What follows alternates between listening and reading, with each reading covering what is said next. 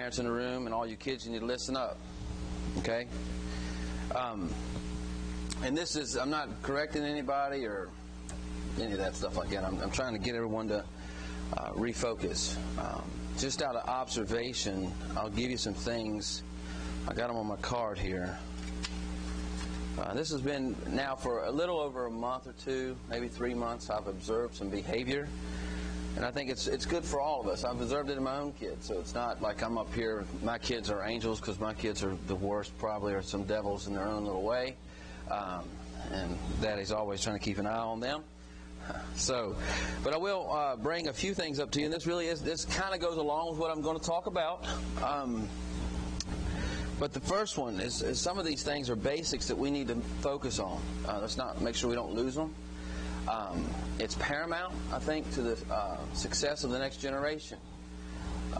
Their spiritual walk, and not only their spiritual walk, but even out in the world, is going to be a necessity. I know we were all brought up differently. We were all raised in different homes. We all had different moms and dads. And that's all reality, and I'm familiar with all that. I'm aware of that. I grew up in a home that didn't have much of anything that I'm going to talk about here in a minute.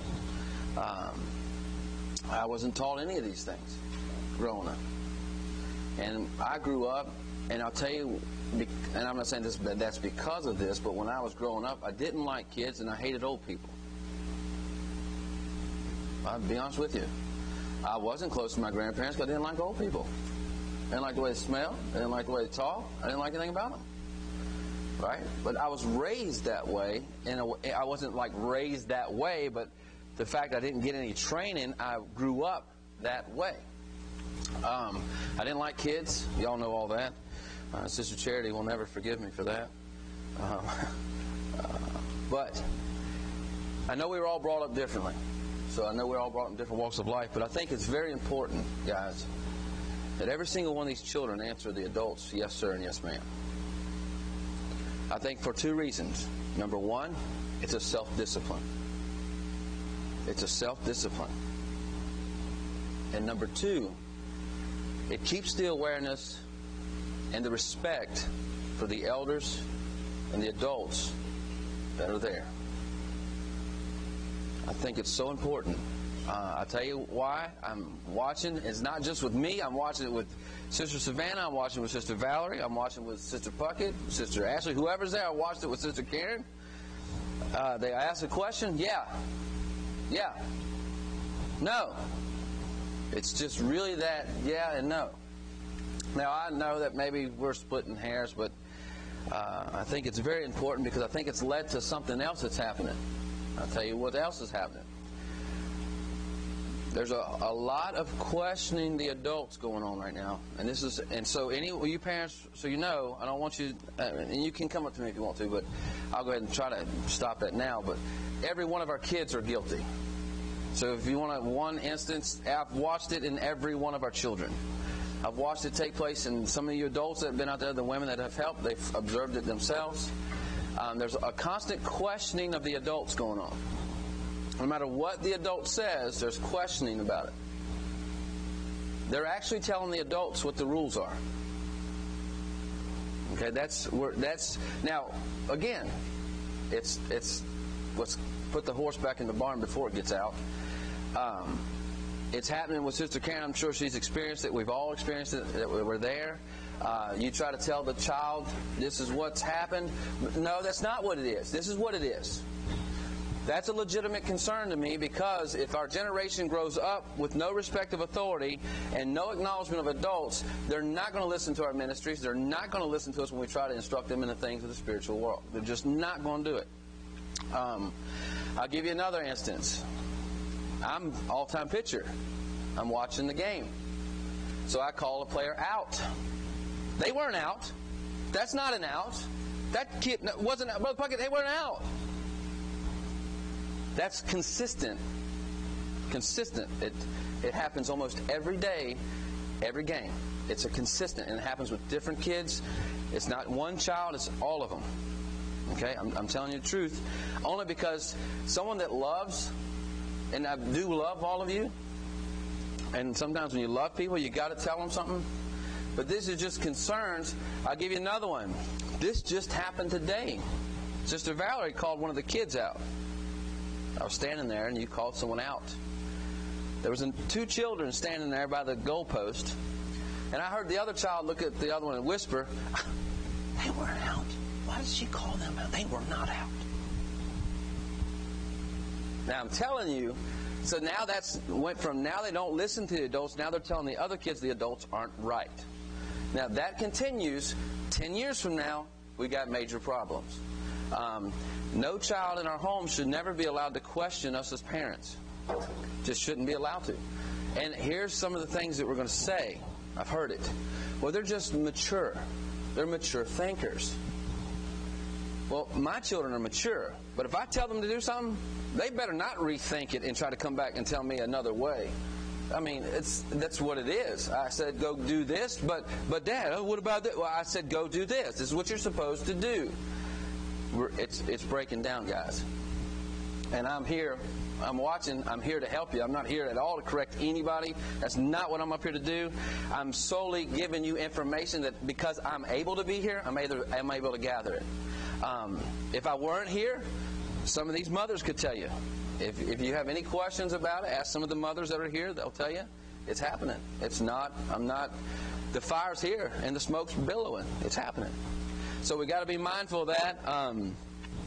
The other one was, here's the other one. I called a foul. I watched the ball foul in front of third base off to the side. And right behind me, one of the kids goes, "What is this? What is this?" In a questioning manner, like, why would you call that a foul? Well, I didn't say nothing. I'm telling you now, though. I'm letting all of us know that this is happening. So you know, I'm free, I'm clear, and again, it's not to get on nobody. I just let you know so that when you're at home, you can work on these things. You can deal with them however you see fit to deal with them. I just give you the information that because I'm here, I'm able to gather it. And if some of you were here, you'd be seeing it too. And some of you mothers that are here, you've seen it. You've witnessed it. You've listened. It's a constant debate on that field when we're out there playing. Sister Karen, is it not? A constant debate of them trying to listen to the adults. A constant debate. Last time I checked, if Brother Davis and Brother Finnegan were out on that field, this is just a fact. And Brother Davis, you looked at me and said, "That's a foul ball?" "Yes, sir." Nothing said or done. Brother Finnegan said, "That's out?" "Yes, sir." If Sister Davis looked at me, he looked at me and said, "Brother Puckett, that's a foul ball." "Yes, ma'am." "Yes, ma'am." "Yes, ma'am." Because that's part of respecting your elders and honoring those in authority. If that breaks down, you'll lose the ability to influence. We'll lose it. Okay? But that's not what I want to talk about. I want to talk about 7 earmarks of love. Okay? I know we've talked about love a lot, but I want us to take this love because I think for years now, several years I know, that we've talked about love in the church. We've turned this subject inwardly. And I think it's time for us now to turn this subject outwardly. You know, I think we focus enough on loving each other. We focus enough on getting love to one another. Focus enough on, not that we should stop all of a sudden now getting our love to each other. That's not what Brother Puckett's saying. Sister Haley, what I'm saying is that we pretty much keep an eye on this at all times. But now it's time to keep this eye out here and watch love out here. Because I want to talk about 7 earmarks of love, because I do believe that we need to get back what the culture is taking from us. And believe it or not, the very thing I just talked to you about the games and playing out there, that's part of the culture. That's part of a culture that grew up. And, you know, if you go back prior to the 60s and 70s, there was a respect for authority. There was a respect for elders. But when you got into the 60s and 70s and all that rebellion took place in that time frame, question authority, question your elders, don't listen, just do it. That's what came about out of all that. A lot of good things came out of that too, by the way. The Jesus movement did come out of the 60s and 70s. It was a great revival that took place in the church. Brother and Sister Davis did get saved. Brother Finnegan did get saved. There was a lot of great things that came out of that. But I want us to be aware that this is something that's slowly, methodically, through the years, we've even been conditioned with that inside of us to some degree. We've been cultivated to question authority. Now, if that authority is outside of biblical bounds, Every single person in this room has the right to question that authority. You do know that, right? Does everyone know that? If someone goes outside of biblical bounds, Brother Davis, we have all right to question it. Or you can have all right to question me. And if I can't listen to you and I don't receive you, what's the next step? You bring me before the elders. Or get another witness, then you bring me before the elders. The Bible has stop losses and protection for all that stuff. Okay? So that's not what we're talking about. What I'm saying is that was birthed in a culture, and that's come through to us, and we got to make sure that even in our children, we don't allow that to continue on. Culture's taken something from us, and they're continuing to take stuff from us, and we can't. We got to stop it at some point. So I want to talk about 7 earmarks of love. And the church, here's a question: do we even know what love still looks like anymore? Outside there, do we know what it looks like outside of these 4 walls? Does culture even know what love looks like anymore? You know, before I get into this, back to the playground, years ago, they were taught, when you were a child, integrity, honesty, loyalty, respectfulness, responsibility. They were taught all those things, right? You know, they're not being taught those things anymore. They're not being taught those things anymore. And we got to make sure, Brother Ben, that as Benaiah grows up, he grows up in a condition he can get those things. He can be raised with those kind of things because they're going to help him in his spiritual walk with the Lord. I promise you that. When I grew up, I did not answer yes, sir, and yes, ma'am. I didn't do it. My mom and dad never made me do it. They never made me do it. But you know, I realized something. As I grew up and started getting knowledge, spiritual knowledge, but John, I realized, wait a minute. Listen, you're my peer, right? How many times have I said yes, sir, to you? A lot. It's just in me. It's built inside me because it's important. It's a discipline. Even though I even say yes, sir, to you. I've said yes, sir, to many of you that are younger than I am. I say yes, ma'am. I have 20-year-olds that say something, yes, sir, yes, ma'am. It's something in me, not that I put it in there, but it does. It's a self-discipline. It keeps the awareness. You know, I've had, many people tell me, don't call me sir, that's my dad. Well, I'm sorry, but you're going to be called sir. Because they don't want that, because that comes with a responsibility. If you say yes, sir, yes, ma'am, they have to be an example to you. If they can get you to say, don't call me that, then they don't have to be an example to you. So, that's reality. That's what's happened. So, 7 earmarks of love. I want to talk about these because I think we need them. And do we know what love still means? And are we okay with culture taking these things away from us? So the first one, the first earmark I want to talk about. Because when we get through these, we ought to know what it means to be Christ-like. Some of these earmarks I'm giving you, all these earmarks are out of the Scriptures, by the way. It's nothing you're going to hear today. It's going to be new. I'm just pitching it again. It's another basic that we got to keep pitching it and keep hitting it. We got to keep pitching it. We got to keep hitting it. We just got to keep doing it because kids, you need to listen to these. Children, all of you need to listen to these so you know how to handle yourselves out on the playground, with each other in school, with each other playing, when you're out here playing foosball together, when you're out here playing Guess Who together. You know how to handle and love one another. So the first one is kindness.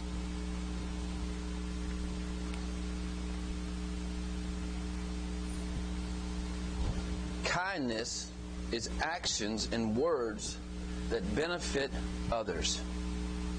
That's kindness.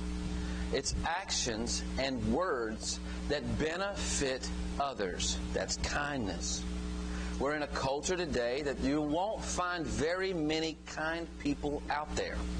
They don't exist. They don't talk to you when you come to the register anymore. They don't ask you how your day is anymore. They're not kind. And if we're not careful, we're going to allow that to infiltrate the church. We have to be kind. I'm going to give you some scriptures here in a minute, but I want you to write this statement down. You got to have it. Kindness to unkind people. Remember the scripture, love thy neighbor. You have been heard, love thy neighbor. I tell you, love your enemy. You know, kindness to unkind people is powerful evidence that there's something different and bigger in you. There's something different in you and something bigger than you inside you. Kindness to unkind people is evidence that there is something different in you and something bigger than you in you. Ephesians 4:32. We don't have the Bible program up, so y'all have to flip through your Bibles today. I hope you brought them.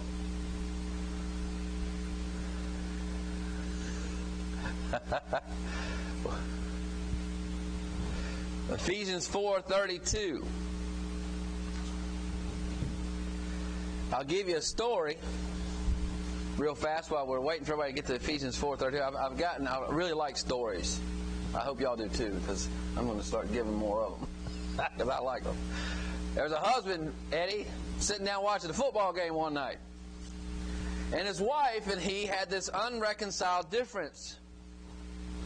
She come in to him while he's watching this football game and says, "Baby, I really want to talk to you about this subject." And he said, "I've already said all I've got to say about it. There's nothing more to talk about it. And besides that, I'm watching the game." So she leaves. 30 minutes later, she shows up in the room. She has a little dinner tray in her hand. She has a sandwich on the dinner tray prepared for him. She sits it down in his lap. She kisses him on the cheek and says, "I just want you to know I love you." And she walks out. Okay? He sits there and eats that sandwich. And the entire time he's eating that sandwich, it's eating him alive what his wife just did. He's like, "I don't understand this. Wait a minute. I just rudely asked her to exit the room because I was watching my football game. She comes back in and gives me a sandwich and kisses me on the cheek and tells me that she loves me." He finishes eating his sandwich. When he gets done eating his sandwich, he picks the remote up. He says, "I got to make this right." He cuts that TV off in the middle of his game. He walks into the room and says, "Baby, let's talk about that." She says, No, you go finish your game." He says, "No, what we need to talk about is more important than my game."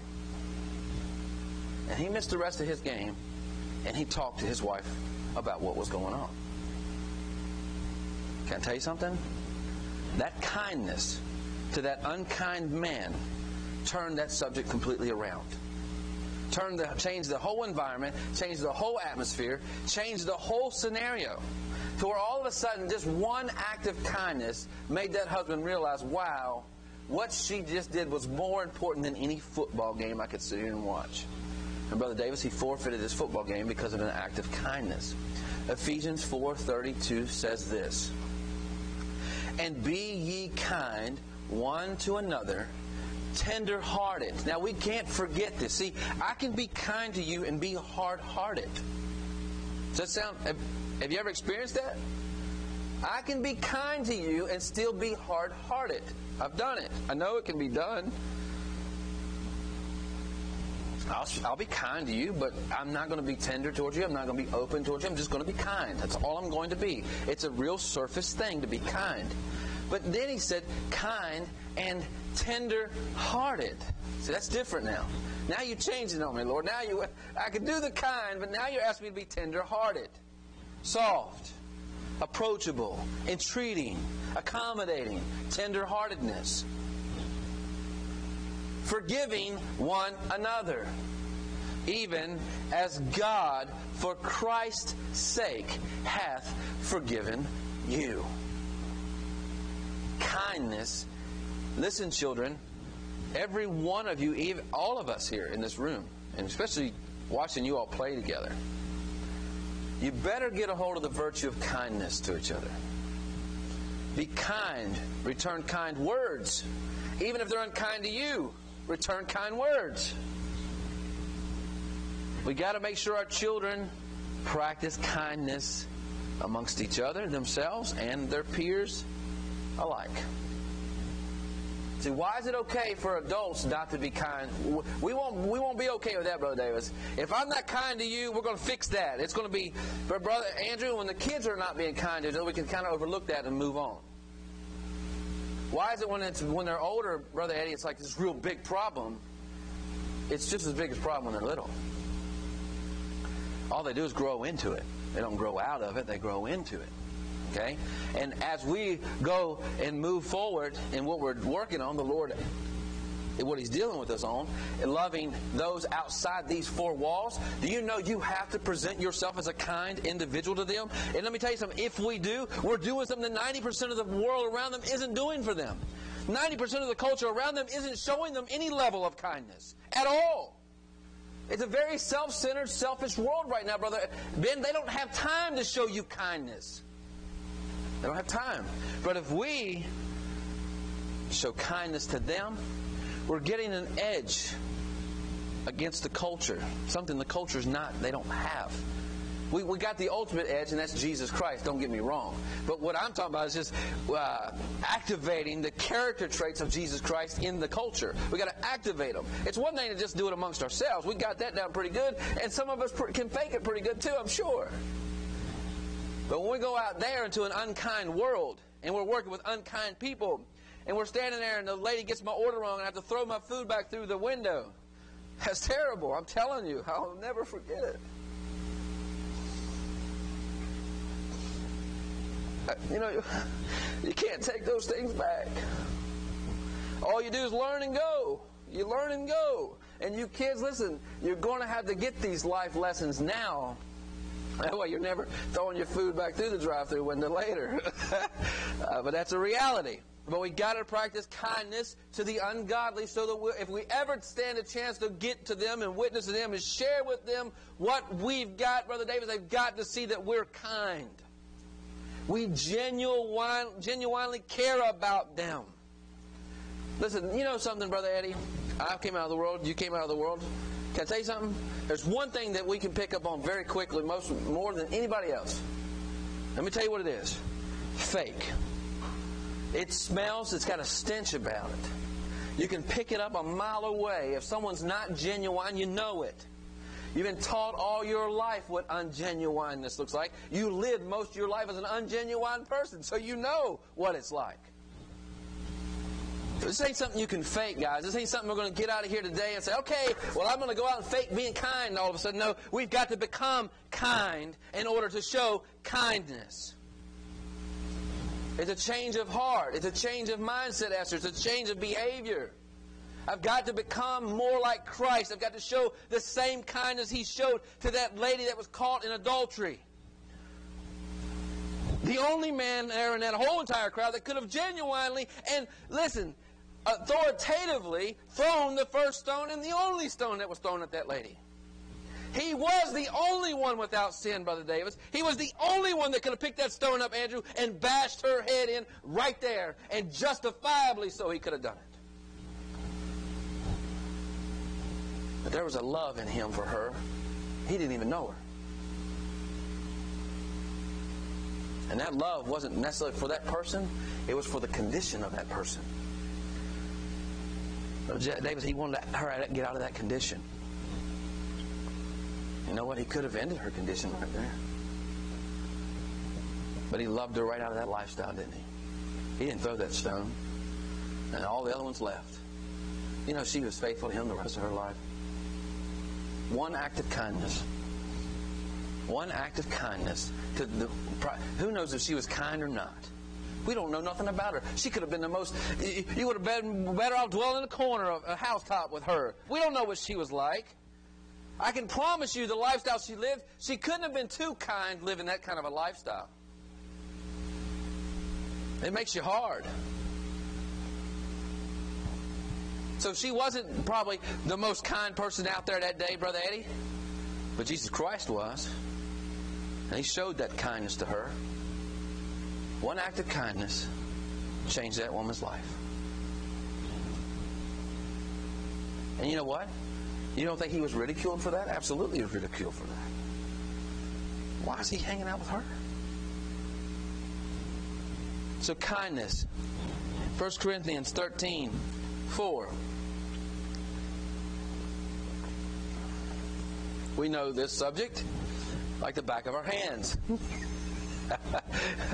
Charity suffers long, is kind, Charity envieth not, charity vaunteth not itself, is not puffed up, but charity is kind. Love, the love of God is kind. It will permeate kindness from it. When they see you, Eddie, and they're around you, they're going to know, man, that's a kind man right there. You know, I blame it on Berglund. And I've been dissecting that blame for years now. I blamed it on Berglund. Before Brother Puckett ever started working at Berglund, I was a pretty kind young man.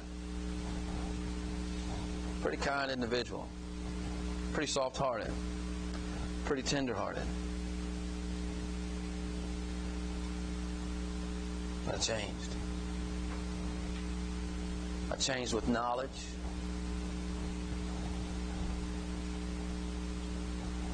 And I always said, Berglund made me hard. I've always said Berglund made me unkind. But Brother Davis, what if it wasn't Berglund? What if it wasn't Berglund?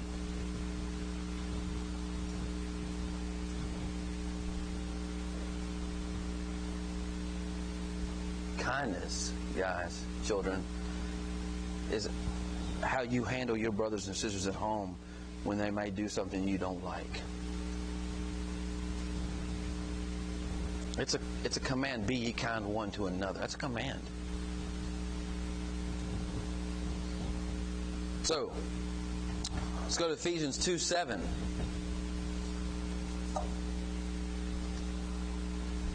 I got to step it up or I'm going to run out of time. Ephesians 2:7. That in the ages to come he might show the exceeding riches of his grace in his kindness towards us through Christ Jesus. We've had the example of genuine kindness. We've had the example of reaching out to those that don't deserve, those that are unkind. God did it, Eddie. He reached down to you and me. Out of his kindness, he sent us his son. Wow. You can call it grace, you can call it kindness, you can call it whatever you want. But out of his kindness towards you, he sent his son to die on the cross for you. And Jesus' kindness towards you, Haley, he hung on that cross and didn't move. Love. It's kind. It's kind. Colossians 3:12.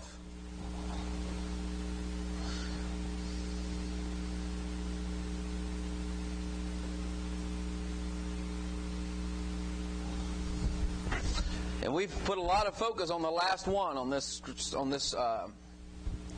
verse, I think. But there's several other things in front of this that we didn't focus a lot on, I don't believe. We've always focused on the long-suffering aspect of this. Long-suffer. Oh, you got to long-suffer. You got to forbear. Well, that's all true. But in that whole process, however long that takes, and it may be longer than we think it should take, I still have to be kind. I still have to be kind. No matter how long it takes, Brother Ben, I'm supposed to be kind. Remember the definition of kindness? My actions and my words that benefit others. My actions benefit you, and my words benefit you. It's kindness. So he says here, put on therefore as the elect of God.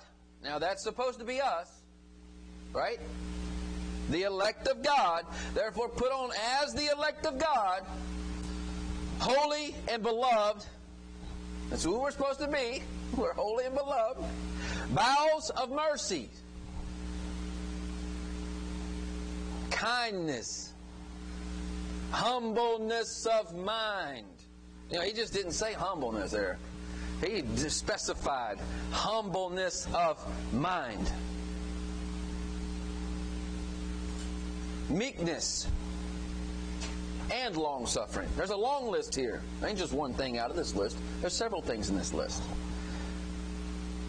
But kindness is up there on the scale. Along with mercy, along with humbleness, along with meekness, and along with long-suffering, kindness is right there in the midst of all that. Not only supposed to be all these other things, but Haley, you're supposed to be kind to even those that don't deserve your kindness. Because after all, I didn't deserve Jesus' kindness, Eddie. But he was kind to me anyway. He was kind to me anyway. And he's still kind to me. Every day of my life, he's been kind to me. He hasn't changed. Joel 2:13. And I like this one right here. This has been one of my favorite ones for years. For years, this has been one of my favorite verses. Because I think we focus so much on the outward appearance, we forget the inward process that's got to take place too. And here's what he says. Joel 2:13. And rend not your heart. And rend your heart and not your garments. That's an inward process right there. You know, the Jews used to be, when they would have a problem, when they would go in the morning, Ben, they would go out there and they'd rip their garments open and just wail unto the Lord. Out of showmanship. I'm not saying they weren't genuine about it. But he said, I'd much rather you rend your heart and not your garment. In other words, be of brokenness inside. Not just give me the outward practice, but inside be broken. Rend your heart for your condition. Rend your heart for what's happened. Rend your heart for the situation at hand. Not your garment. The garment's easy. And they didn't rend their garment. They rend their garment. They got another one in the closet. They can go get another one on. Rend your heart and not your garments, and turn unto the Lord your God. For he is gracious and merciful, slow to anger. And I love this right here. Ben, he's those things, but he's also and of great kindness. He's of great kindness. Haley, if someone was to look at you out there, could they say of Haley, she's of great kindness? Could they say of Elijah, he's of great kindness? He's so kind to his sisters when he doesn't get his way. He's so kind to his sisters when they play with his Nerf gun. He's so kind to them. Could they say that about you? You a lie, and you better repent for that. How about you, Hadassah? Could they say you're kind when Elijah does something you don't like? Yeah. See, we're touching home now anyway. How about you, Hannah? That's right. You might as well fess up to it now, because you're going to fess up to it one way or the other. But it's true. Guys, kindness is even now at your age. It ain't just, you look at the adults and say, well, us adults, we're just the only ones that got to be kind to each other. No, that's not true. All of you should be being kind to each other right now. Right now, practicing in it, getting it down, being genuine, being real, so when you're older, it's already there. It's already there. It already exists. Kindness. Rend your heart, not your garment. Slow to anger, and of great kindness. Man, I thank God and I thank my Lord that they're both of great kindness. I do. Man, I tell you, if it wasn't for their kindness, they probably snuffed me out a long time ago. And repenteth him of the evil. So the first one, the first earmark, that we're ready to go out and into the world. That we're ready to go out witnessing and gathering new people in your homes and befriending the ungodly and reaching down to the lost, brother, is that you're a kind individual. And that when we go out there, they sense that genuine kindness coming from me, that I do care about them. Not that, well, he must be just trying to get somebody in his church. Brother Eddie, they're going to feel it, aren't they? They're going to know if we're real or not, because they're going to feel it. We can't let ourselves get calloused because of knowledge, calloused because of revelation, calloused because of who we are. We've got to stay tender-hearted and kind if the Lord's ever going to use us to our fullest potentials. That's all of us. That's all of us.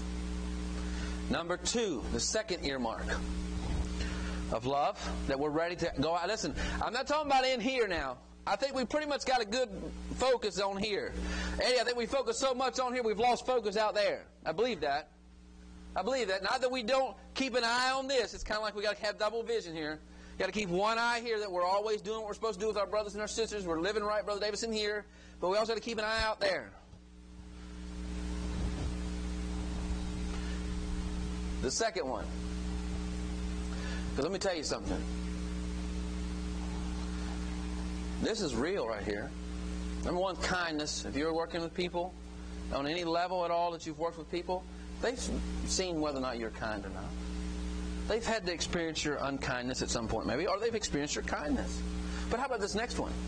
This one touches home to all of us. Patience. Patience. You may witness to somebody on your job. You may be working with somebody outside this church. Can I tell you something? They may not get it as quick as you did. They may not even come around as quick as you did. If it wasn't for my wife, Brother Davis, I probably wouldn't have come around either as quick as I did. And if it wasn't for Nikki, you wouldn't have come around as quick as you did and all the other ones that worked with you. But you wouldn't have come around if it wasn't for them. Well, they may not have that particular motivation, Brother Andrew. But you know what? We're to be patient with them. We can't get impatient. Well, it's been long enough, bless God. I am not sowing in that field anymore. I did that to Cornerstone. It didn't work very well. I got very impatient with the Lord and said, I'm done. Well, that didn't happen that way. I've got to be patient. Patient. Let patience have its perfect work. There is something that gets accomplished in patience. Patience. This is one that some of you are going to scowl at and probably look like you ate a lemon or something when I say this. Patience is accepting, okay, the imperfections of other people and giving God time to help them. Patience is accepting the imperfection. Well, I'm not accepting imperfection in nobody. Where's the message of perfection, bless God? And it is, and that's exactly right. And in God's time, He'll perfect us all if we'll let Him. But you know, I got to be patient with their imperfections until they can see more of God and get more of God to change those imperfections. I've got to be patient with that. I have been impatient with that subject. I'll be honest with you. I've been impatient with that subject. But anyway, here's a good statement under this one. You need to write this down. Did y'all get that? Accepting the imperfections of other people and giving God time to help them.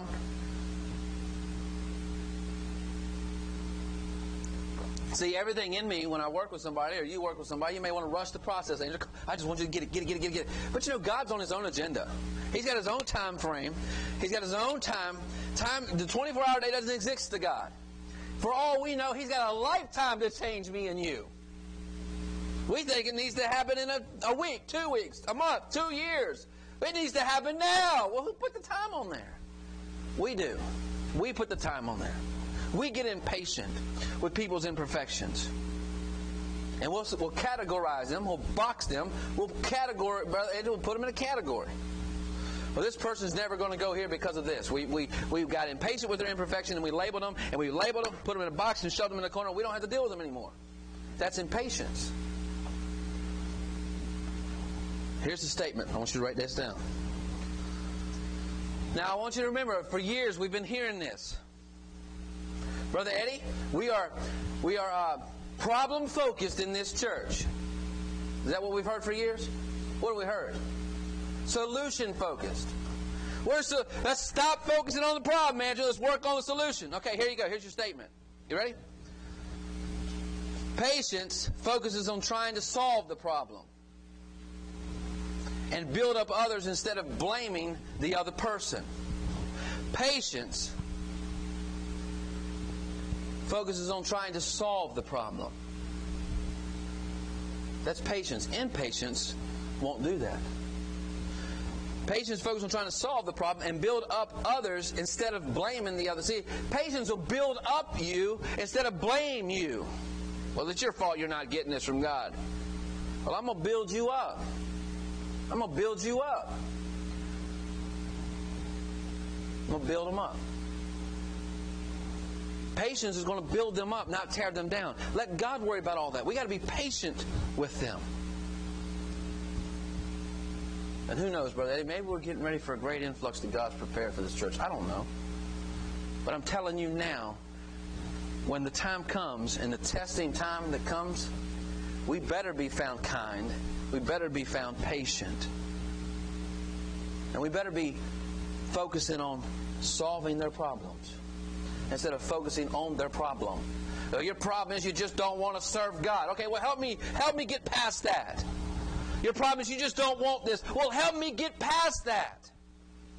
What's the solution to those that don't want holiness? Andrew, what's the solution? Maybe they never will take it. Maybe they'll never accept it, but we got to give them a solution. If they leave us, they leave with the solution in hand, like going to the doctor. I went to the doctor. Silas got, that's a good example because you just did it. All right, so he got tested for Lyme's disease, right? You left there with no solution first, right? But when they called you back, they found out, hey, it's Lyme disease. Guess what you left with? A solution to the problem. Now you leave the doctor's office, you got something to focus on. You got something to fix. You got a method to fix it, a way to fix it.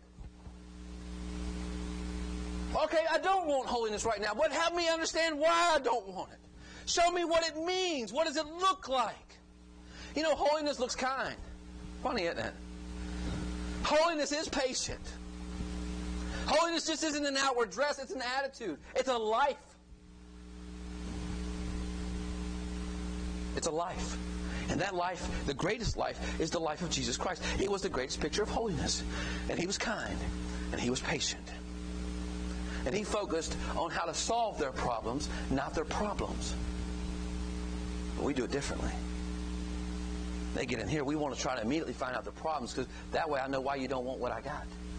And if I know why you don't want it, I'm just going to say, that's your problem. Your problem is you don't want what I got. Well, give me the solution. What in me doesn't want holiness? What in me doesn't want perfection? What is it in me that wants my life of sin? Well, Brother Andrew, if I give them all of those answers, guess what? And you still leave, the Lord says, you did a good job. They left with the solution to their problem. Not with a, validation of their problem. They left with a solution of their problem. They don't need to be validated they got a problem. They know they got a problem. They don't need to leave here with you validating their problem. They need to leave here, if they don't want to stay, Eddie, with the solution to the problem in their pocket. And we've done it. And we have done the job. They don't need you to validate the problem. They validate it themselves every single day. So patience, Luke 21:19 says, in your patience possess ye your souls. In your patience. There's a work that happens in patience that can't be done in impatience, Andrew. It gives God time. When we're patient, it gives God time. See, there's a reason He said, Paul, you sow, Apollos, you water, and guess what, Paul and Silas? Now it's time for you to be patient.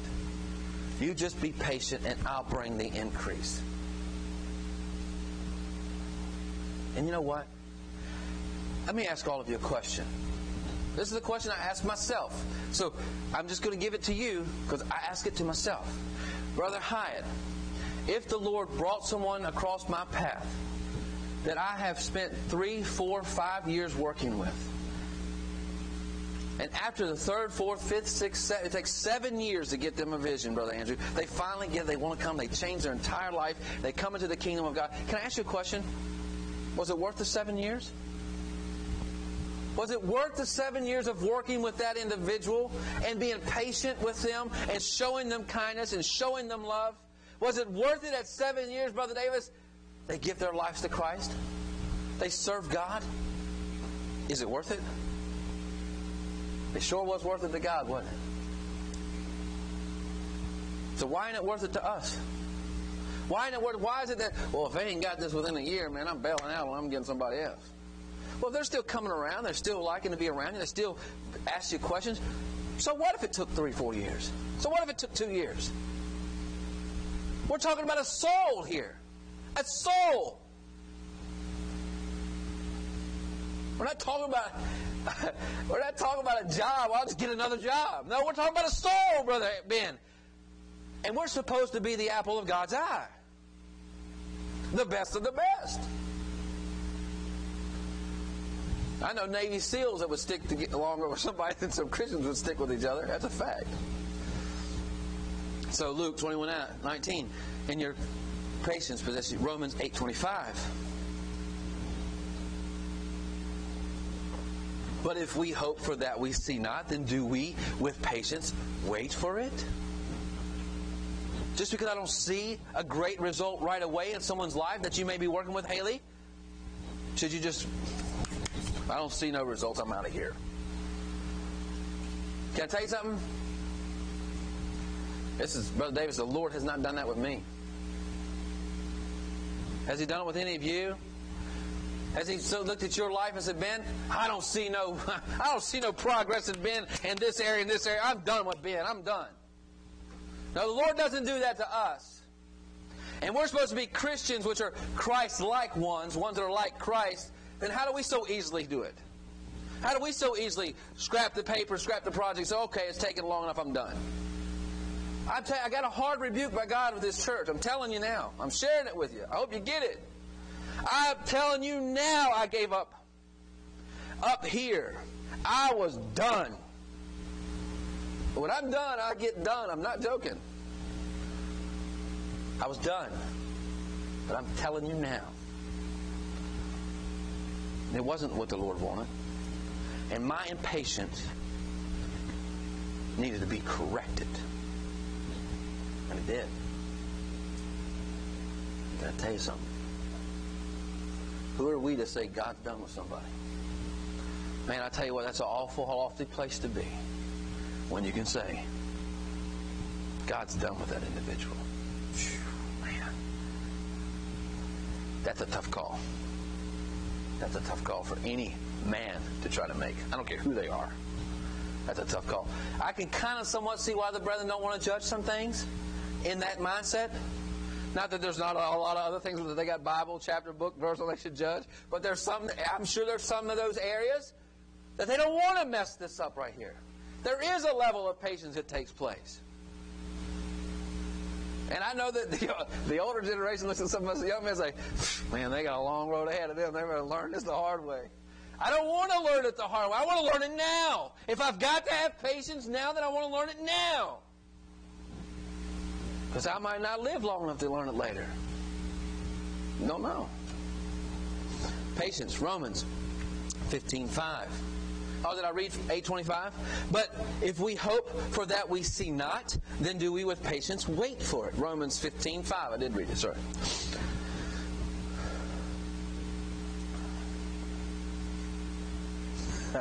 Man, I love it. Now the God of patience and consolation grant you to be like-minded one toward another according to Christ Jesus.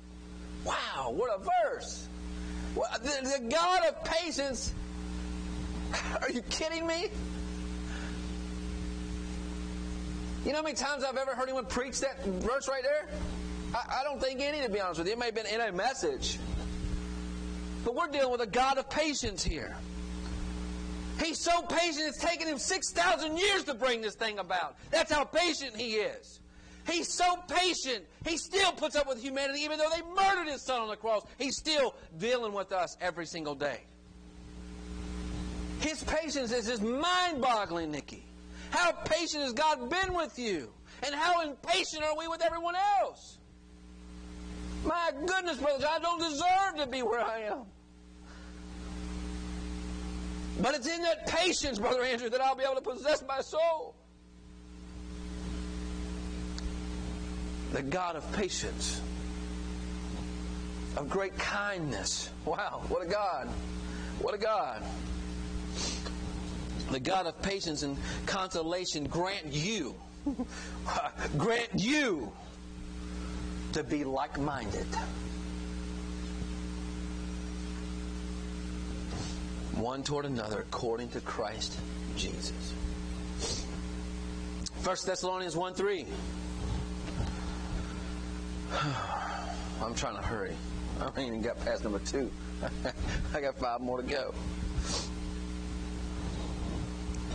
1 Thessalonians 1 verse 3, remembering without ceasing your work of faith and labor of love and patience of hope in our Lord Jesus Christ in the sight of God and our Father. Remembering the patience of hope. The patience of our hope, Andrew.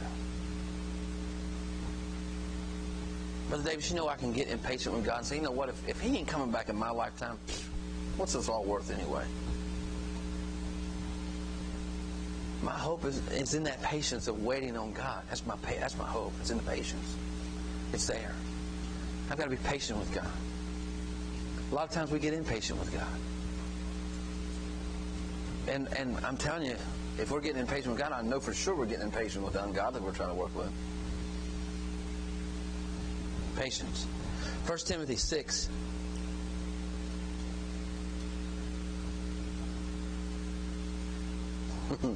Can't dodge them, brother. They're in here. Hey, I'll tell you something. If you're reading anything that's psychology, any good psychology will be able to be checked with the Bible. Remember that. If it's good, sound psychology, you'll be able to find it in the Bible. If you can't find it in the Bible, abandon it. It's bad psychology. That's free. You can have it for free. Anyway, where was I? 1 Timothy 6, verse 11.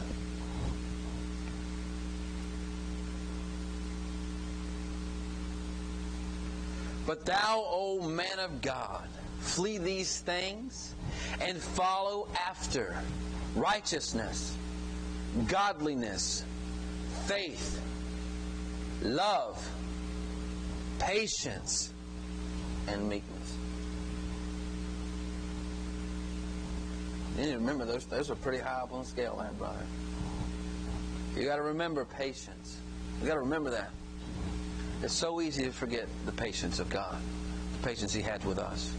It's so easy to forget that, especially when we're dealing with each other, we're dealing with others.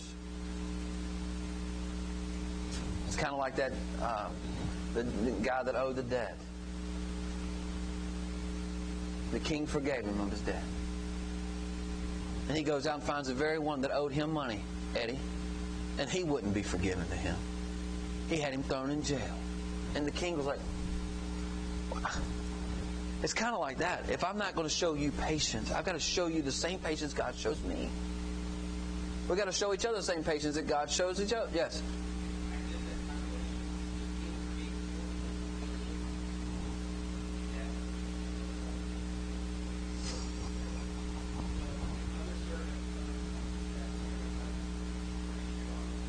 Yeah, crazy, isn't it?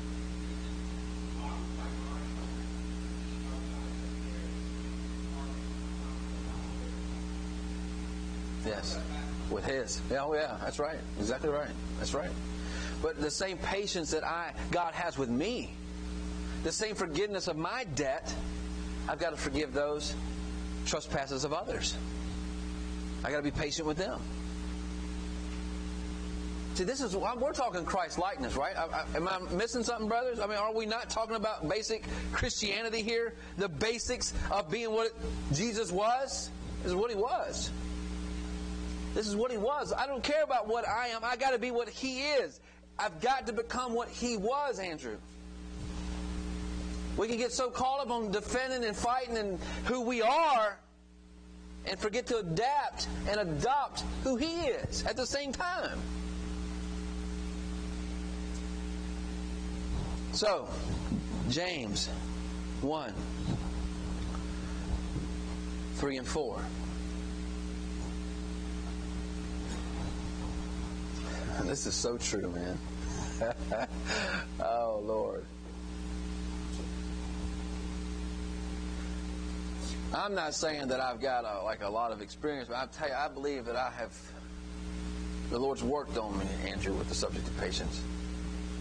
Many a year now. I'm just getting some of it. Just getting some of it.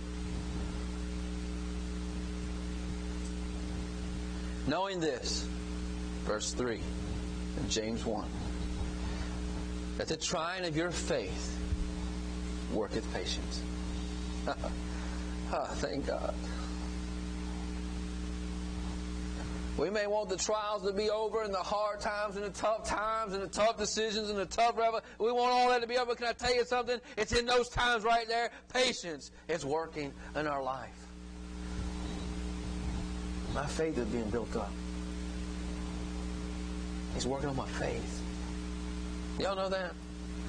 You know, when you're put in a situation where you have to be patient, you know God is working on your faith. You know how many times I've missed that?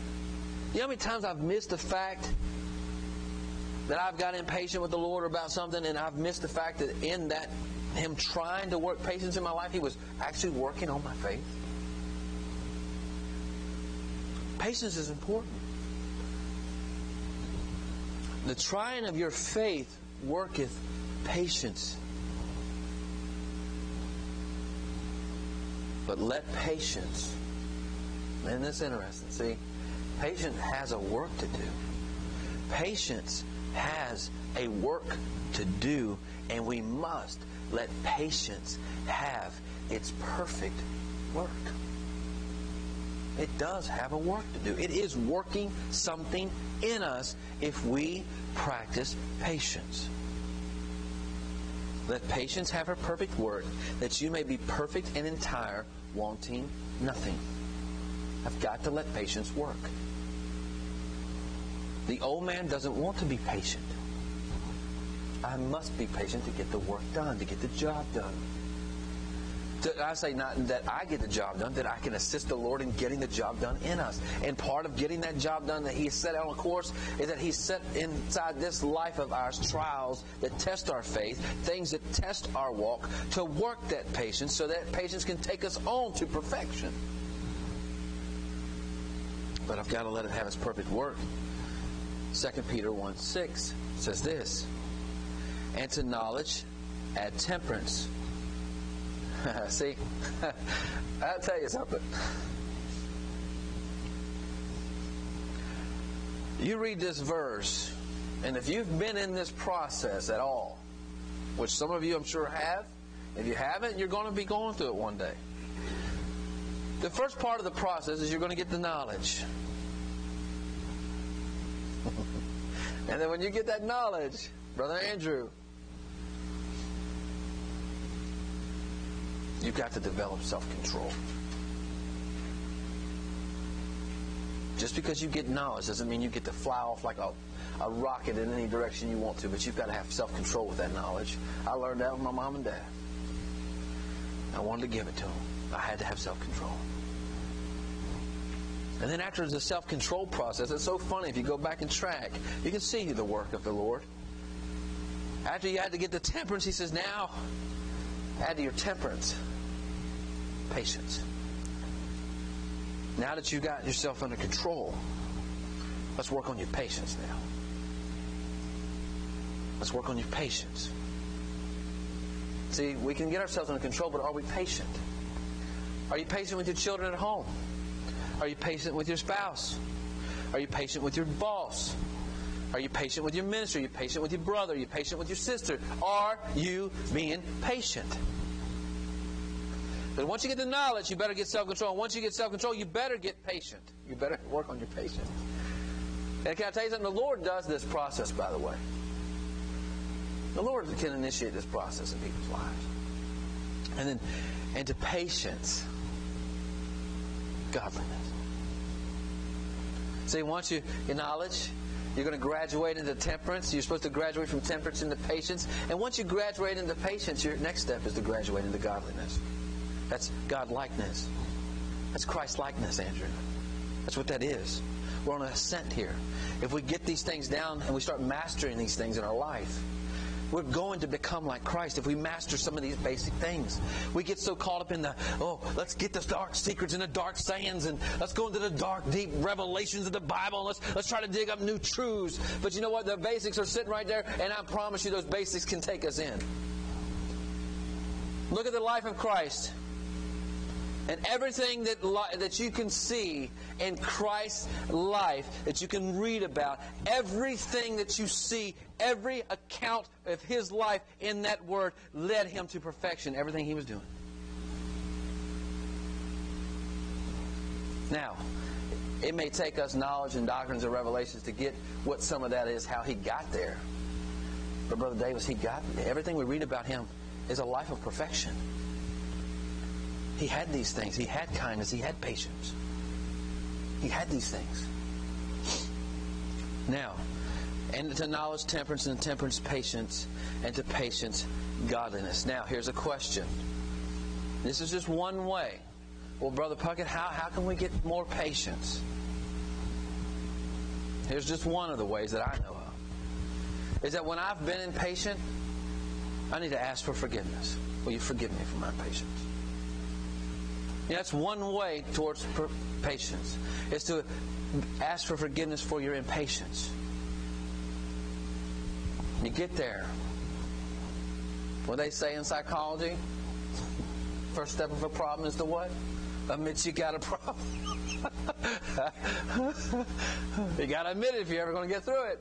Well, guess what? If I've been impatient, Brother Davis, will you forgive me for my impatience? Will you? I mean it. I mean it. Will you forgive me? I got to be right. It ain't about being right. It ain't about me just being right. It's about me being right with Christ, being right with the Lord. That's what it's about. It ain't about being right with you and being right. I'm the one that's right and you're the one that's wrong. It ain't about that. At least it shouldn't be. It does get that way, though. But listen, number 3. Man, I got to step up. Forgiveness. Another earmark of love. Listen, if we're ready to receive people that the Lord's going to add to this assembly, then we must have these earmarks operating in our life. It's who we are, not just we put it on, Andrew, but it's who we are. Now, we may need to put some of it on until we get there. But the next one's forgiveness. Now, here's a statement I want you to remember. Loving people are a forgiving people. Loving people, like that, those are loving people over there. They're loving people. Loving people are forgiving people.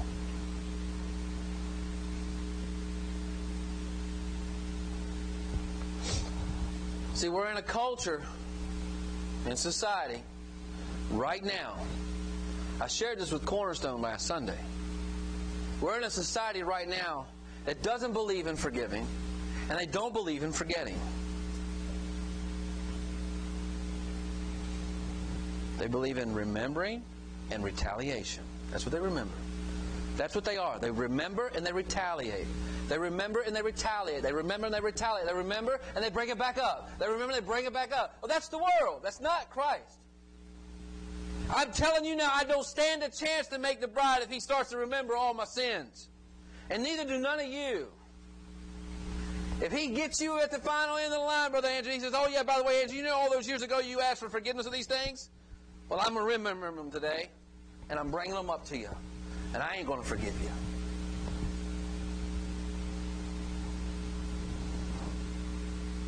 See, Christ forgave.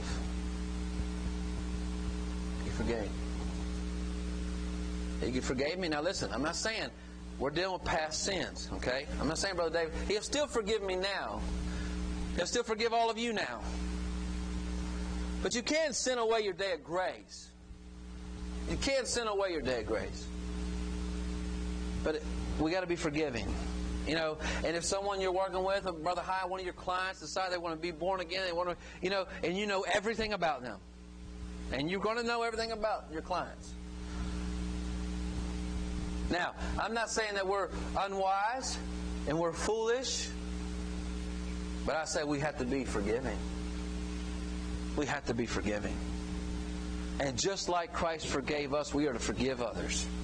Right, Eddie? Did God forgive you of a lot of things? Have you always forgiven people of things they've done to you? Me neither. Me neither. But Matthew 6.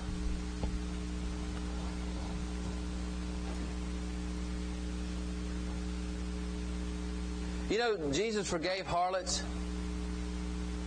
and thieves and murderers and sat down at the table and ate with them and fellowship with them and walked with them?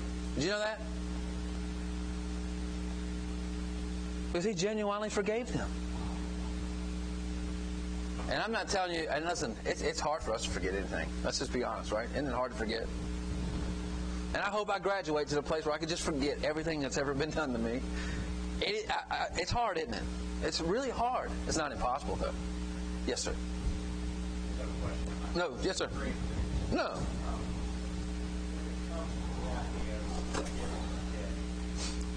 Back to that story about the king, what do we do with the fact that when that servant that was forgiven did not continue in the position that he was put in, that the king could still immediately recall exactly the debt that was owed and throw him in prison for the debt that was forgiven? That's right. How do we handle that? Well, that's a reality. The reality is if the Lord forgives you and you don't change. See, there is something to being changed, Brother Davis. If the Lord forgives me, I'm supposed to change. I'm not to continue in that what I got forgiven for. Does that make sense to you? If I've been forgiven of something, Brother Andrew, I've got to now, from that day on, repent, which is turn away from it and no longer go back that way. Now, if I do go back that way, there is a legitimate concern that God can hold me to that judgment that I originally were owed anyway.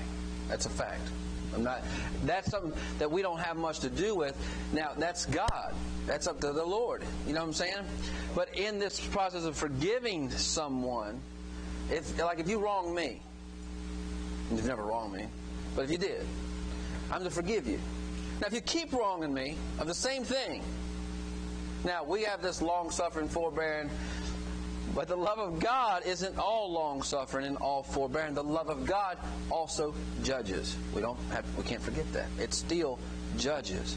It still judges you if you remain carnal, purposely remain carnal, willfully sin.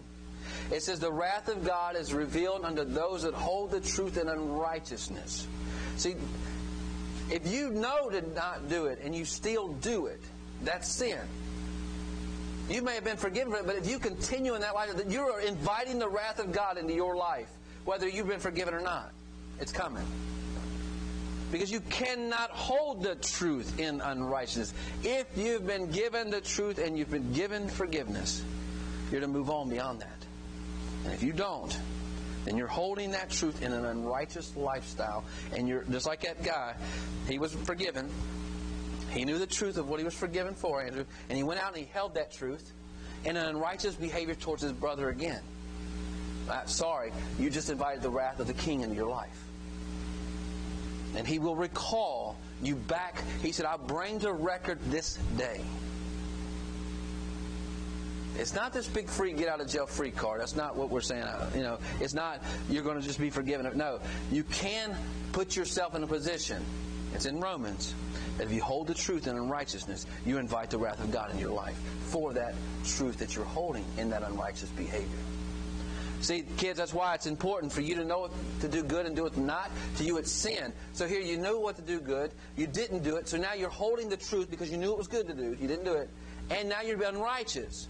So those that hold that truth in an unrighteous lifestyle invites the wrath of God in their life. Man, that's a scary place. We've watched it. We've watched people fall in that.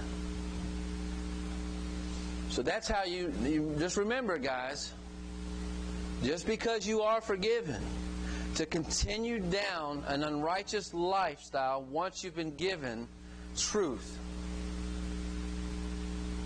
it's a bad combination for the wrath of God, Hunter, in your life. He holds it very, very high. And he can recall anything he wants to recall. So, does that answer your question? Forgiveness. So Matthew 6:14 and 15. Did I read that yet? For if you forgive men their trespasses, your heavenly Father will also forgive you. But if you forgive not men, and here's a good principle right there. So that here you had the king forgive the man of his trespass, but then he turned around and did not forgive his debtor his trespass. And listen what he says. For if you forgive not men their trespasses, neither will your Father in heaven forgive your trespasses. So that's the answer. Eddie, if he forgives you, you forgive others. But if you don't, he doesn't forgive you either. It's pretty clear. It's pretty clear. Kids, if you forgive men their trespasses, your heavenly Father will forgive you. But Hadassah, if you do not forgive others their trespasses, God will not forgive you. This is a give and a take right here. There's a give and a take. Okay? And that's why that servant was judged the way he was. He did not forgive his fellow his trespasses. And God didn't forgive him either. And the king didn't forgive that servant. So then Matthew 18:21.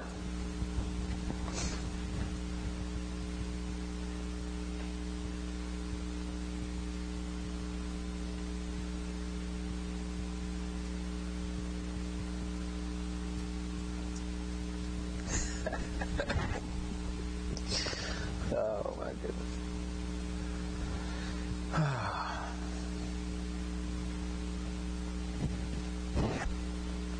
This next verse, I'm going to tell you something.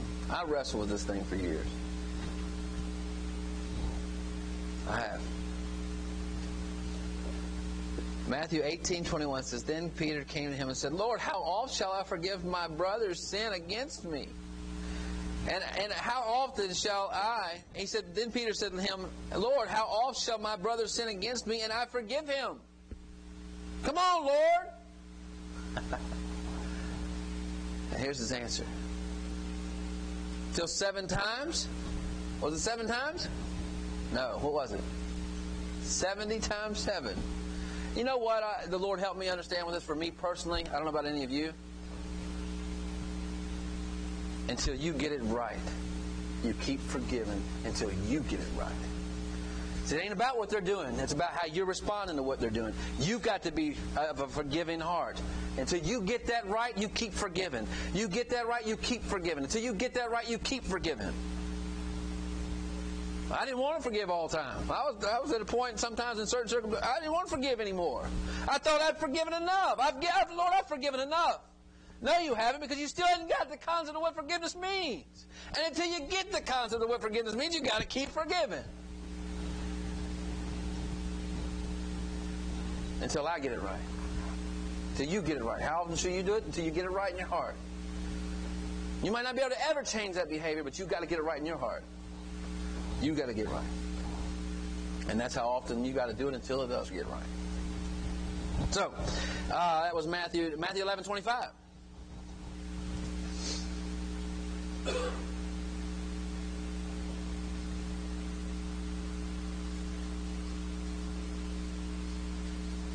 And when you stand praying, forgive. And if you have aught against any of your Father also which is in heaven may forgive you your trust. So you've got to forgive so that you can be forgiven. You've got to forgive in order to be forgiven. Luke 6:37.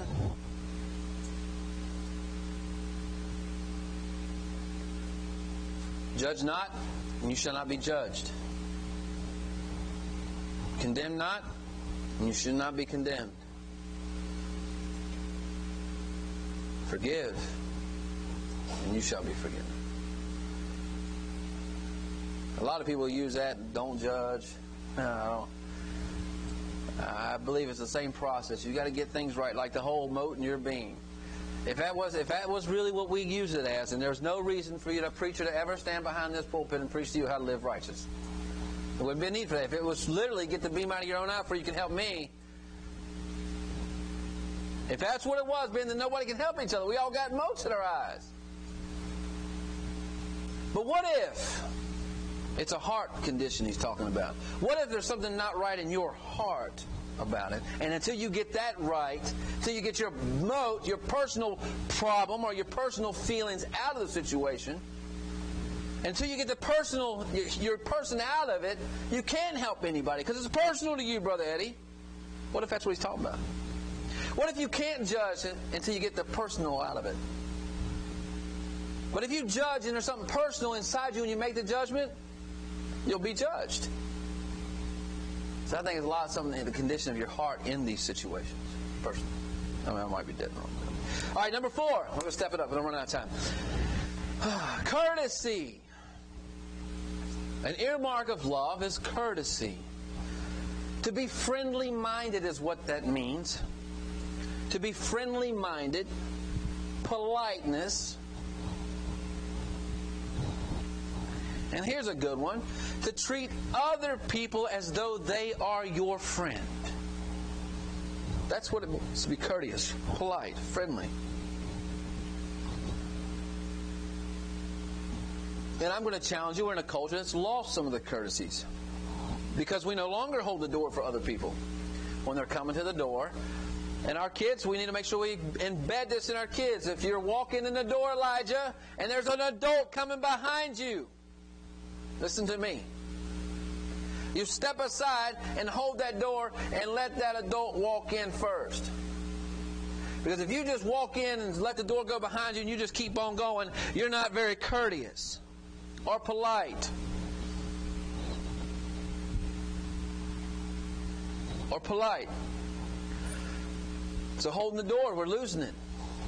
Stand. Listen, they used to. Y'all ain't gonna like this, man. But you know they used to back in the day when a woman entered the room. What would happen? Y'all know what happened? What would happen? The man stood up. It was a courtesy to acknowledge the person, the woman that came into the room. It was a courtesy. Now, I'm not saying we got to adopt some of those. I'm just saying we got to remember what courtesy is, and we got to apply courtesy to the biblical principles. The other one was allowing someone to go in before you. I just said that, but I want you to understand, kids, if you're holding the door, Hadassah, an adult's walking up and you're opening the door to walk in and you notice an adult behind you, step to the side and hold the door for them. Boys, you ought not let one girl walk that door and you didn't open it and hold the door for them. I don't care who they are. Not one. Even your mom, even your sister. But anyway, I'll give you an example. Where you're at a store. Courtesy now, okay? Treat everyone as though they're your friend. How would the situation change if that was your friend? I'll give you an example. You're in a parking lot. And there's like the second space from the door. Everybody knows where that space is, right? Everybody, when I troll the parking lot, I'm looking for that one spot that I can get as close as I can to the door. We all do it. Okay? So, Nikki, I notice it. And you notice it. And we're both heading to the parking spot. Now, in today's culture, here's what's going to happen. I'm going to see you going for it. Boom! And I'm going to get in there and I've got it. Yeah, I'm done. Right? But what if the other car, Sister Davis, was in it? And you saw her trying to get it. And Brother Andrew's like, you know what? I'm just going to act like I don't see it. I'm going to keep on going. And I'm going to let her have it. What if, Brother Eddie, we took that stance instead of the other one? What if, Brother Davis, out of our kindness and our patience to the lost world out here, we showed them courtesy? You know, I hold the door for strangers that I don't know. You know, I purposely do it all the time.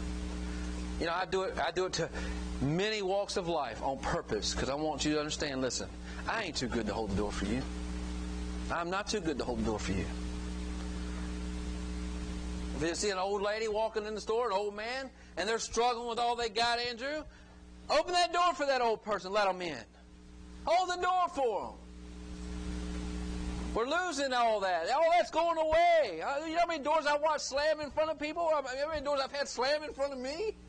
With my own kids? It's a good time to preach to them, man. I love y'all, though. But it's true. It's true. Would Jesus hold the door for you, Brother Steve? I know it seems simple, seems petty, doesn't it? Seems, come on. You think God really cares about all that? Absolutely I do. I mean, he thought enough to get in there and wash their feet. Stinky, nasty feet. He sat down and washed their feet. You tell me if he'd wash their feet, he wouldn't hold the door for them? Oh yeah, he'd hold the door for them. He would hold the door for them. He'd do it. Luke 6:35.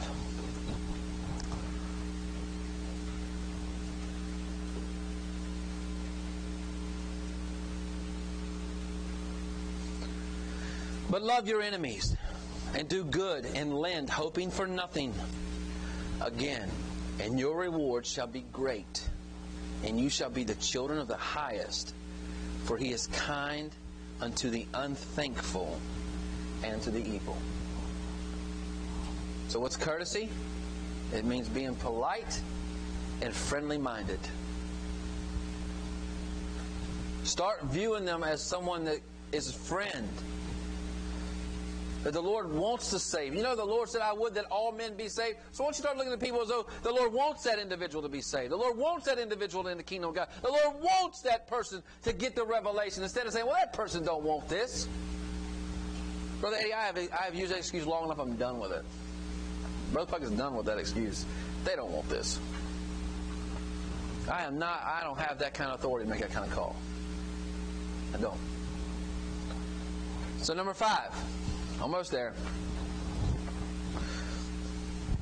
This is one of my favorite. I found this story, and I'm going to share it with you. I love this story. Man, this is so absent in this culture today. And I'm going to tell you, it's so absent amongst us right here. I'm just going to tell you. But number 5, the 5th earmark of love is humility. It's humility. You're never going to reach a dying world with a prideful mind and a haughty spirit. You're never going to do it. It's never going to happen. We have to be humble. And here's what humility means. You ready for this? Stepping down so that others can step up. Stepping down so that others can step up. Now, and if you don't think that's right, you tell me where Jesus came from. Where did Jesus come from, boys, girls? Where? Where did he come from? Well, he came from Mary, but where did he come from before he got to Mary? Where was he before that? He was in heaven. So let me ask you something. Is heaven above us, or below us, or here with us? Well, that's a...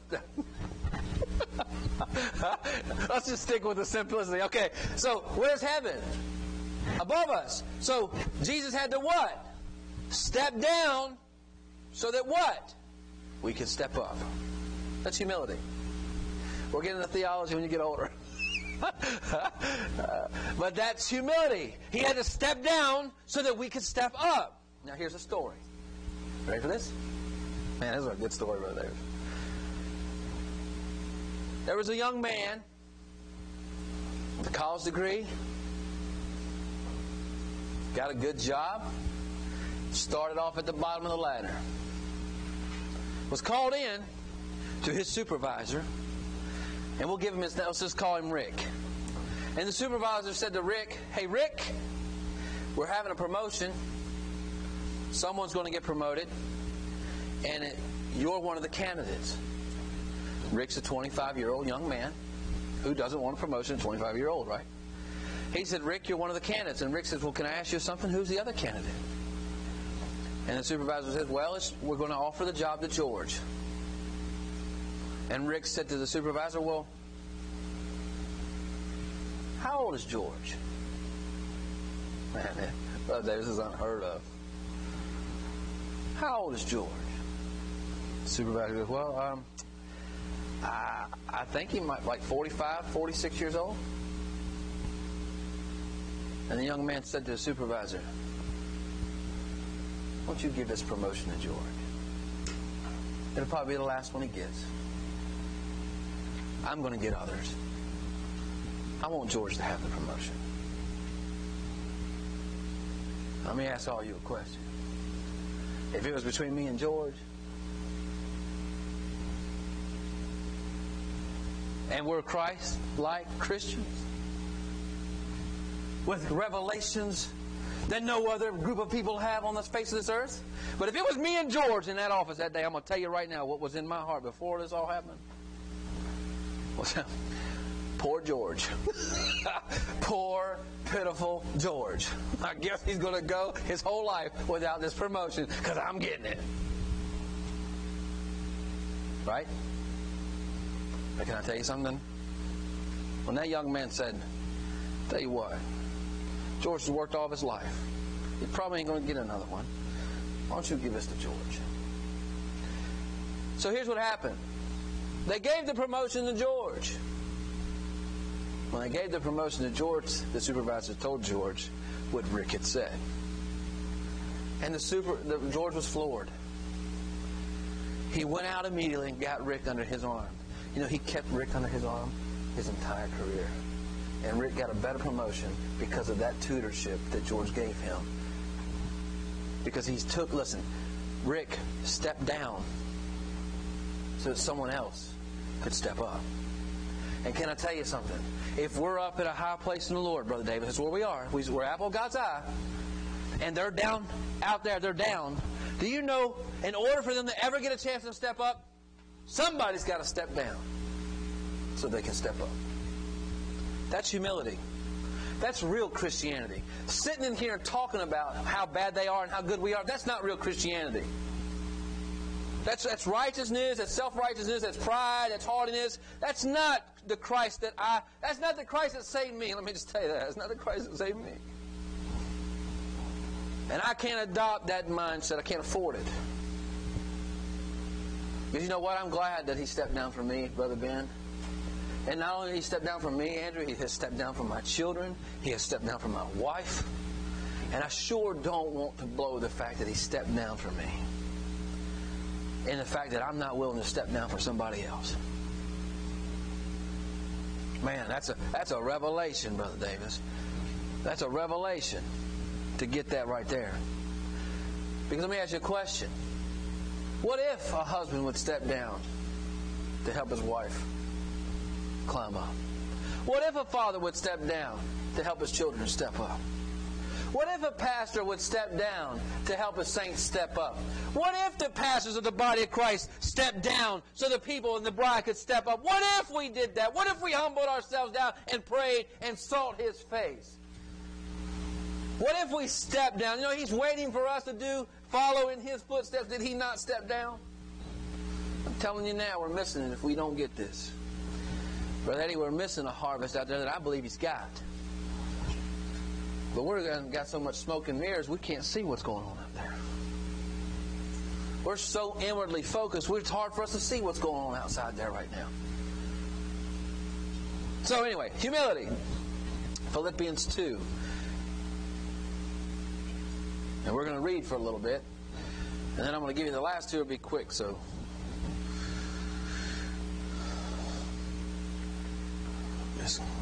Jesus stepped down, guys, so we could step up. Philippians 2, 3-8. Let nothing be done through strife or vainglory, but in loneliness of mind. Let each esteem others better than themselves. Stepping down. Look not every man on his own things. Stepping down. But every man on the things of others. Still stepping down. Let this mind be in you. Stepping up. Which was also in Christ Jesus. Who, being in the form of God, thought it not robbery to be equal with God. But he stepped down. He made himself of no reputation. He took upon him the form of a servant, stepped down, and was made in the likeness of men. Man, it don't get any lower than that. He went all the way down. He just didn't get on one knee, man. He come all the way down, brother. Became in the likeness of men. And being found in the fashion of men, you would think that was far enough, right? He humbled himself more. Wow. I am a worm. I am a nomad. I am a worm. Not only did he step down and become a man, he humbled himself. Once he became a man, he humbled down again. Wow. And became obedient unto death, even the death of the cross.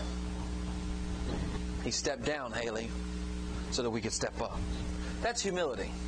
That's humility. Stepping down so someone else can step up. That's humility. Lowering ourselves so someone else can rise. Lowering ourselves down so we can raise Christ up. Interesting how that works. 6. Generosity. The 6th earmark of the people that love is generosity. I think we're a fairly generous group of people here, so it's not a lot of detail we got to go into. I mean, we got a lot of these other things too, but I had to fill an hour and a half. I mean, I had to make. I'm totally kidding. I was talking to that pastor. That's what he said. And he said, "Man, it's hard. I got to fill 30 minutes. I'm like, it's hard. I'm like, 30 minutes? My goodness, man, 30 minutes. I just told you I was welcomed you. First 30 minutes, all I done was welcome you to the church." I'm just kidding. Anyway, that's terrible. So the next one, generosity is a loving people are a generous people. A loving people are a generous people. Okay? Now this is where we can't get this confused. They're generous with their time. I think we're all pretty good with this. We're generous with our time, we're generous with our money, and we're generous with our abilities. But here's something that takes place in a generosity atmosphere. And I'm going to give this to you. You need to write this down. Put it on your mirror. Meditate upon it. Because I'm going to give you what generosity isn't. It's easy, Brother Davis would say, you need to be more generous.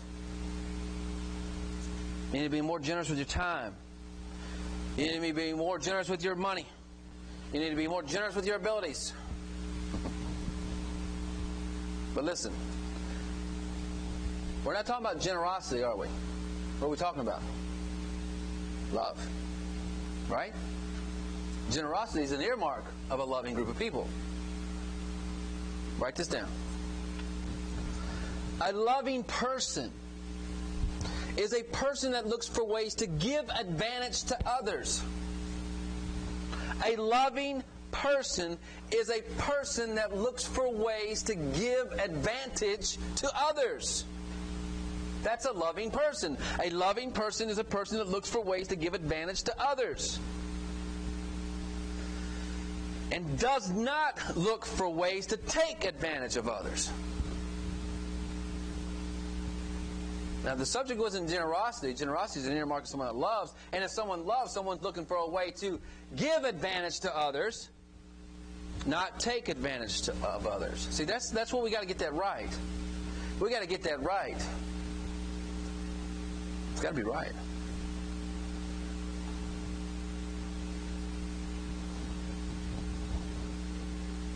A loving person looks for ways to give advantage to others. I'm giving you an advantage. A loving person isn't a person that looks to take advantage of someone. They're looking for ways to give advantage to someone. Does that make sense? That's generosity. That's love. That's love. That's a two-sided coin, too. See, all these are two-sided coins. It's two-sided. So that's number 6. Number 7. The 7th earmark, and it's only 9:05. All right. Anyway, so we can slow down a little bit. I got 25 more minutes to go. I'm just kidding. Number 7. Eddie's like, 25 more minutes, man. I had a rough day today, right?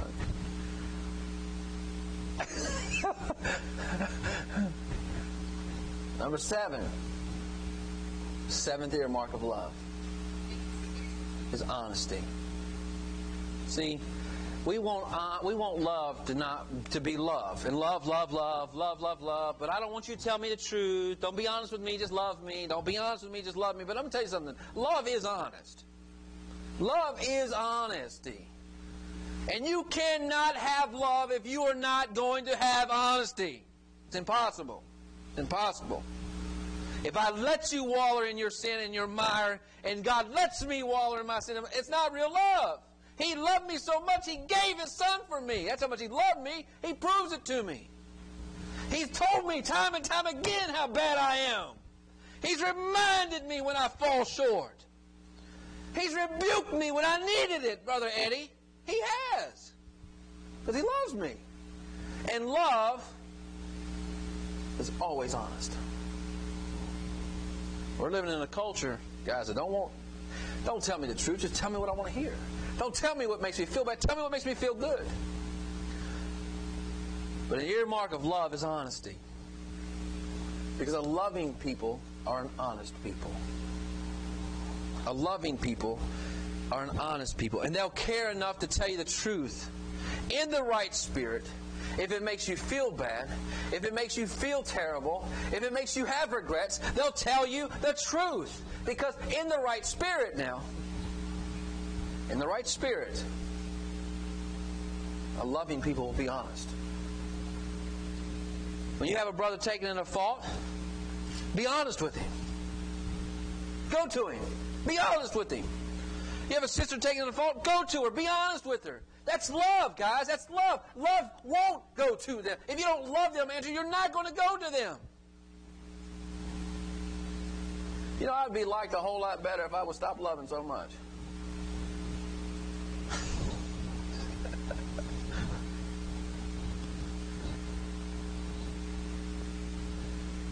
See, no matter what, no one likes this subject. No one likes this. But it's a fact. Brother Steve, He loves me so much, He comes to me in my fault. The Lord visits me in my fault. He loves me so much, He comes to me in my fault and says, hey boy, listen, you got to get this right. Your patience right now is like terribly in the gutter. You got to get it right. And He comes to me and He's honest with me. You know, it doesn't make me feel good all the time, but He's honest with me because He loves me. And love will always be honest. We got to remember that it's got to be in the right spirit. Don't get me wrong. And listen, love, honesty isn't just getting something off your chest. I just want to tell you what I think, bless God. It's not getting it off your chest because now you're in the wrong spirit if that's why you're doing it. It's got to be done in love, out of trying to better the situation. Not just venting your feelings and venting what you think. But it's love. Now, 3 questions we all need to ask ourselves. Before I give you these 3 questions, I want to give you another story.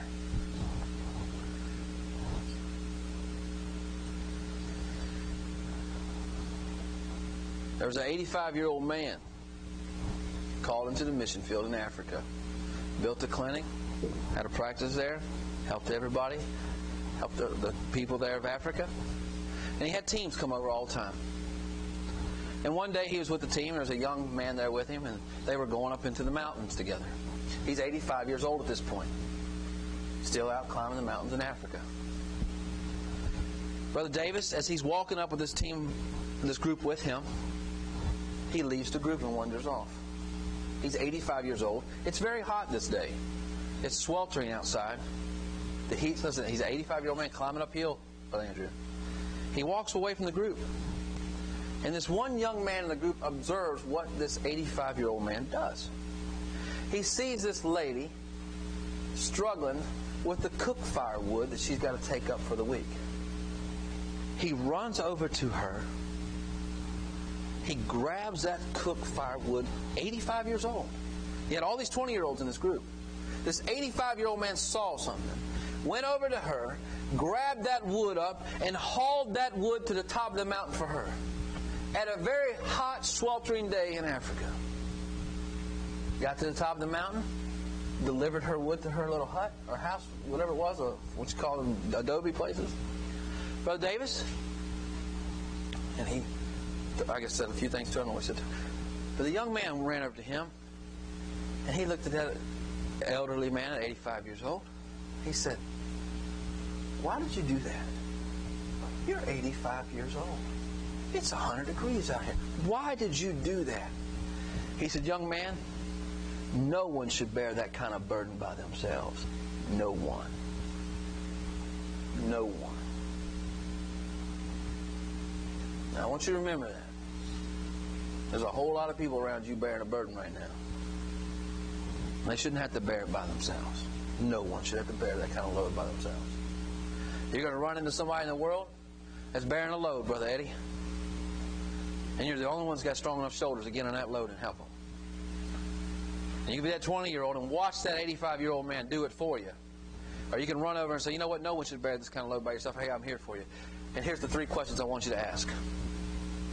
Number 1, when you see somebody in that condition, you ought to have this question right here pop in your head. What can I do to help this person where they are? Just like that 84-year-old man. What can I do to help this person where they are right now?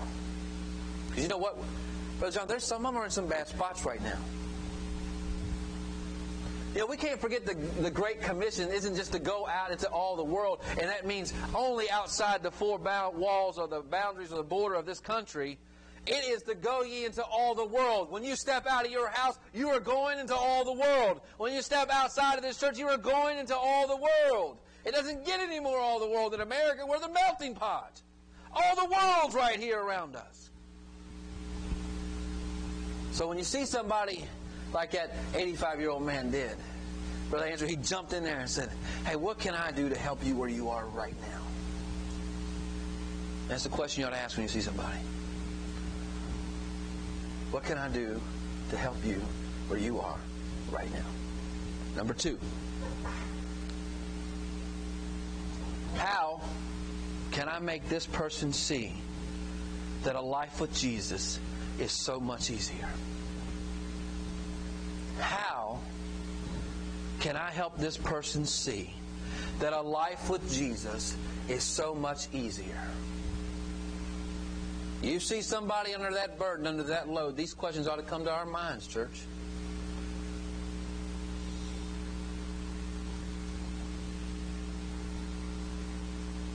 And number 3, how can I show this individual the life-changing power of Jesus Christ? How can I show this individual the life-changing power of Jesus Christ?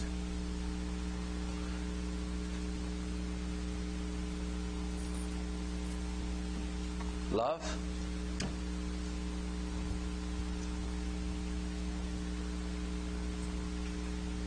I think we love each other pretty good. I think if we've seen each other in a circumstance, Brother, I believe there's not a person in this room that wouldn't run to someone's side and help them. So I think loving each other, we got it down pretty good. I believe that. I do. We have our differences. We may have our differences in methods and applications, Brother Andrew, but deep down, I believe we all love one another. I believe we kind of got this love right. But I will tell you, we do not have that love out there right. We don't. We don't. We need the Lord to help us. Well, every person you see under that load out there, just like that 84-year-old man did. Listen, it was hot.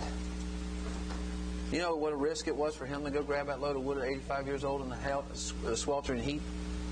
You know what kind of risk he took to do that? He risked his life. That 20-some-year-old young man said, why in the world did you do that? He saw that that could have been life-threatening for you. That's when he said, young man, no one should bear that load by themselves. No one. And that's the same mindset we've got to have. Listen, just sow the seeds. All we have to do is sow. I'm telling you, all we have to do is sow the seeds. And Brother Dave, I don't have to worry about the increase. Sometimes we get so caught up, well, I want an increase. Where's the increase? And we're so focused on the increase. God said, don't worry about the increase. Sow the seeds. Water the seeds. I'll bring the increase. That's God's job. We're so busy trying to do God's job for Him half the time. We want to pick and choose who can come and who can't, who wants it, who doesn't want it. Brother Eddie, we're being God. We're not God. I don't know. Listen, none of you would have picked me to come here. I wouldn't have picked you to be here. 23-year-old young man, single, not a mom, not a dad, not a family, broken home. I wouldn't have picked you to be here and stay here. But I'm not God. I'm a servant. I just keep sowing seeds in your life, and God's going to give an increase. See, we got to get out of the role of playing God. Sometimes we play God too much. That's not our place. That's His place. Train up a child in the way he should go. That's my area. That's my arena. I can deal with my arena. When they're older and not depart, that's God's arena. See, we got our arena that we deal in. And God's got His arena. We cannot get so caught up in trying to also govern God's arena. It's not our place to govern God's arena. We govern this right here. We do what God's asked us to do right here. He'll govern His kingdom. True? God bless y'all.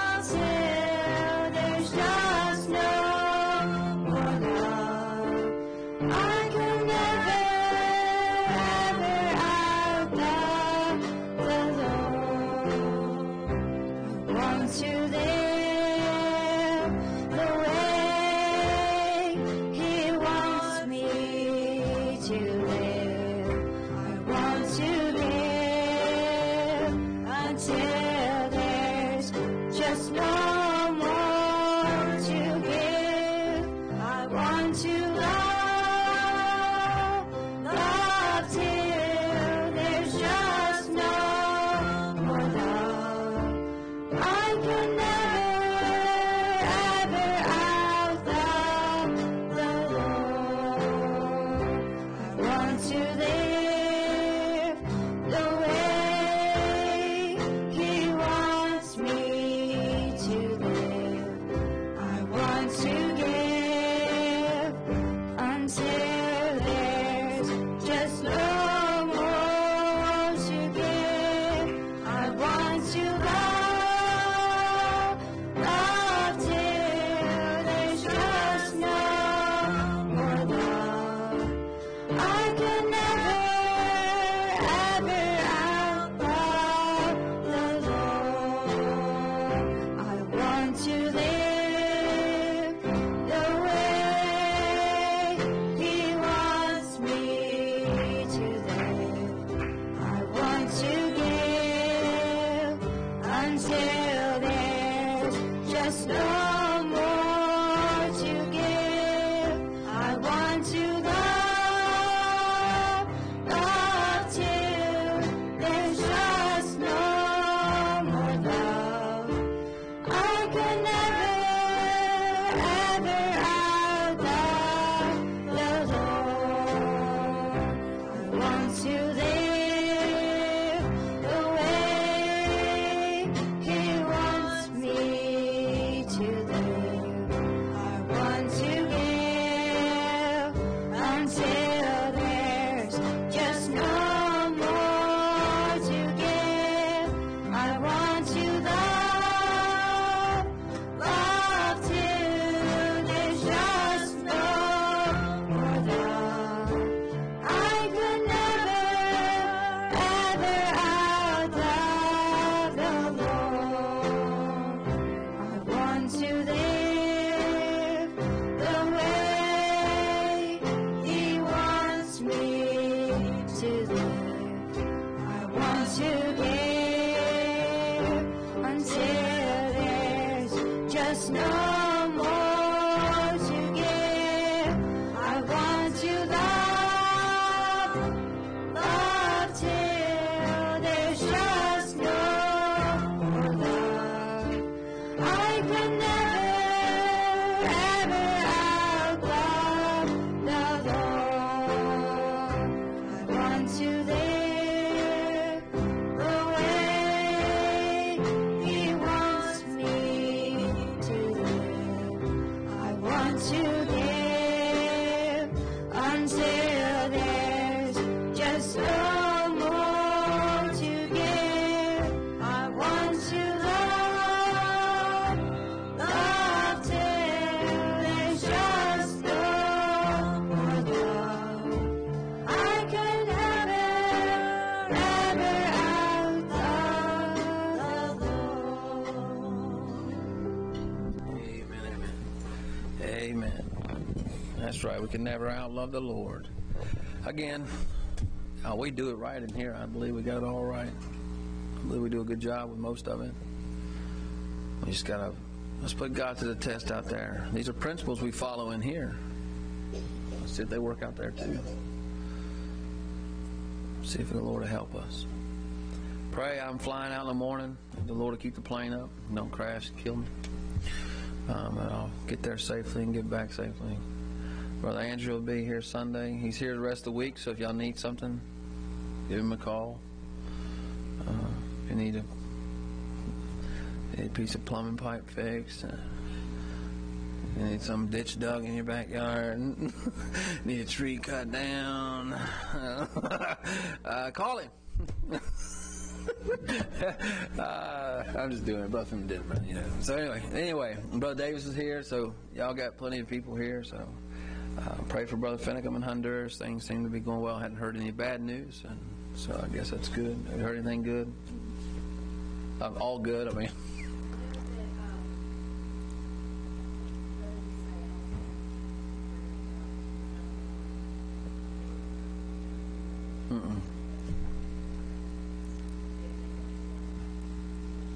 Okay. Let's pray for Brother Misael's family, for his safety. Pray for Brother Misael and his family and his safety. And pray for all these things. Pray for the Houston meeting, and the Lord will meet them there, or meet us there, I guess. I'll be there. He will be. Oh, good. I'll get a hold of him. We'll do some Google Translate together and hang out. So, all right. God bless y'all. There's no more to give. I've got to be there. The plane is different, so quite another thing.